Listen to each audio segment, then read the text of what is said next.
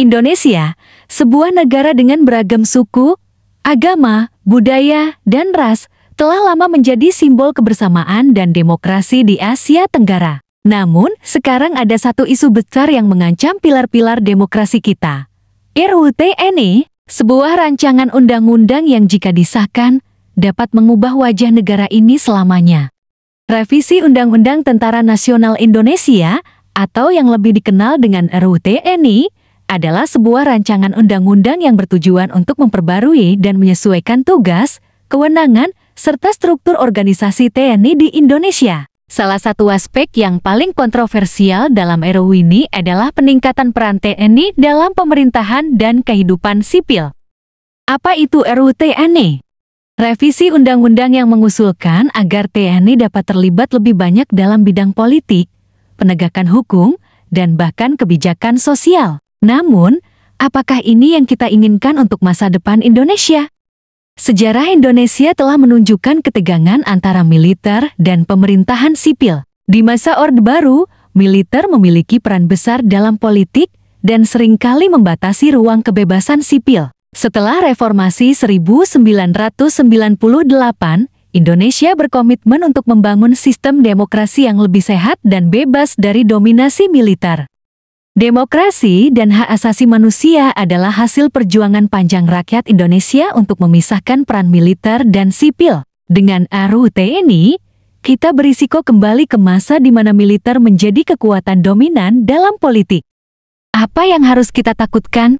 RUU TNI memberikan kewenangan lebih besar pada TNI dalam urusan keamanan dan pemerintahan. Apa artinya ini bagi kita sebagai warga negara Indonesia? Berikut adalah beberapa alasan kenapa kita harus menolaknya.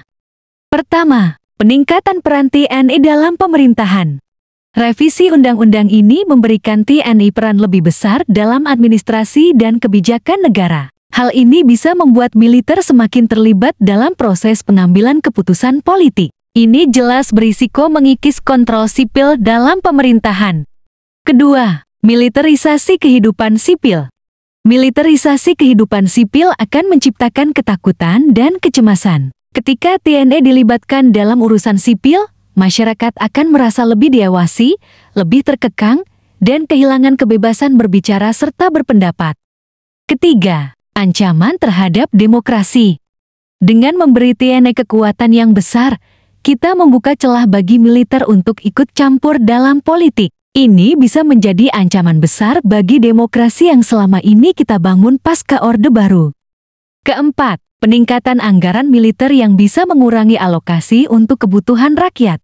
Anggaran yang lebih besar untuk TNI berarti anggaran yang lebih kecil untuk sektor-sektor penting lainnya seperti pendidikan, kesehatan, dan infrastruktur. Apakah kita rela negara ini mengabaikan kebutuhan dasar rakyat demi memperkuat militer? Dampak sosial dan politik dari RUU TNI adalah bukan hanya dari segi politik.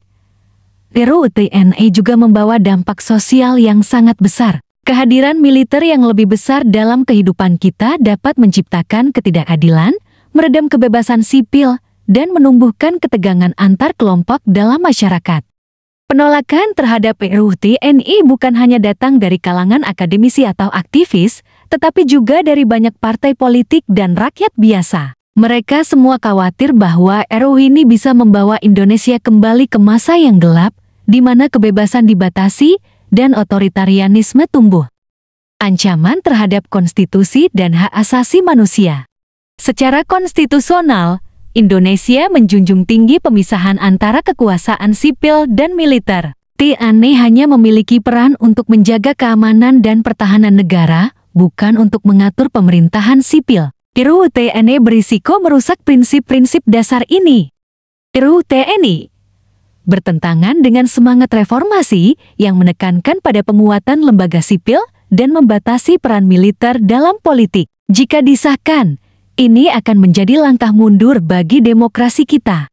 Kita tidak sendirian dalam menghadapi masalah ini. Negara-negara yang memberi peran besar pada militer dalam politik telah membayar harga yang sangat mahal. Myanmar, misalnya, mengalami kemunduran besar dalam hal kebebasan dan demokrasi setelah militer mengambil alih kekuasaan. Indonesia harus belajar dari sejarah kelam negara-negara lain yang terjebak dalam militarisme. Menjaga TNI profesional tanpa memasukkannya ke dalam politik. Kita membutuhkan TNI yang profesional dan terlatih, tapi bukan yang terlibat dalam politik atau kehidupan sipil. Alih-alih memperbesar kekuatan militer, mari fokus pada peningkatan kapasitas TNI dalam menjaga pertahanan negara tanpa mengancam kehidupan demokrasi. Sebagai warga negara, kita harus mendukung TNI dalam tugas utama mereka menjaga keamanan dan kedaulatan, tetapi dengan cara yang menghormati prinsip-prinsip demokrasi dan hak asasi manusia. Kenapa kita harus tolak RUU TNI?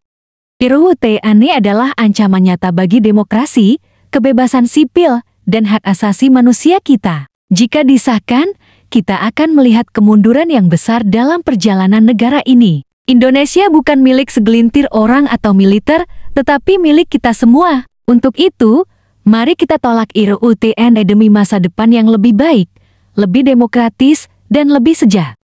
Sekarang saatnya kita semua bersatu, berbicara, dan bertindak. Mari kita pastikan suara kita didengar. Tolak RUU TNI. Terima kasih telah menonton. Dan mari kita jaga Indonesia tetap demokratis.